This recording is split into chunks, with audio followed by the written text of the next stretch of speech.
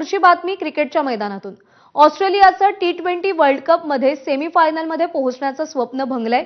अटीतटीच्या सामन्यात अफगाणिस्ताननं बांगलादेशवर मात केली आहे। करो या मोरोच्या सामन्यात अफगाणिस्ताननं बांगलादेशला 9 धावांनी हरवलंय। भारतापाठोपाठ अफगाणिस्ताननं उपांत्य फेरीमध्ये धडक मारली आहे। अत्यंत लो स्कोरिंग सामन्यात अफगाणिस्तानच्या गोलंदाजांची चमकदार कामगिरी आपल्याला पाहायला मिळाली आहे।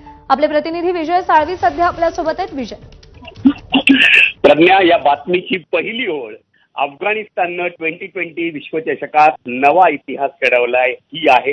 कारण युद्धग्रस्त, यादवीग्रस्त ज्या देशामध्ये आज अतिशय वाईट परिस्थिती आहे, अशा परिस्थितीशी लढून प्रतिकूल परिस्थितीत या संघानं खरोखर कमाल केली आहे।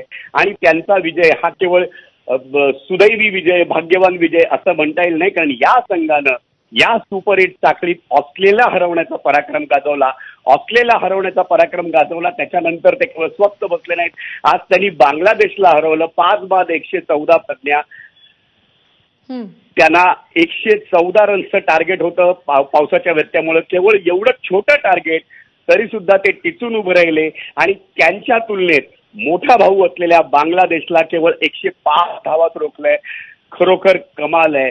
गुरबाजनं या सामन्यात सलामीला येऊन केलेली 41 धावांची जी खेळी होती त्या खेळीनं अफगाणिस्तानच्या या विजयाचा पाया रचला असं म्हटलं तर वावगं ठरणार नाही। प्रज्ञा, निश्चित सर, धन्यवाद या सामन्याचं विश्लेषण केल्याबद्दल।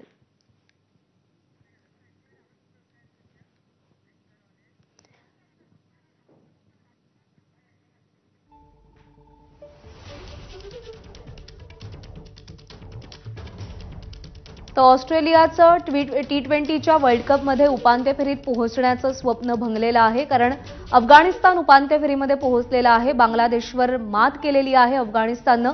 लो स्कोरिंग करत अत्यंत माफक धावांचं आव्हान समोर ठेवण्यात आलेलं होतं, पण अफगाणिस्ताननं आपली चमकदार कामगिरी या सामन्यामध्येही कायम ठेवली। आणि यानंतर थेट जाऊयात संजय राऊत बोलतायत। सूट रहने को देने की उनकी इच्छा है तो उनकी इच्छा है।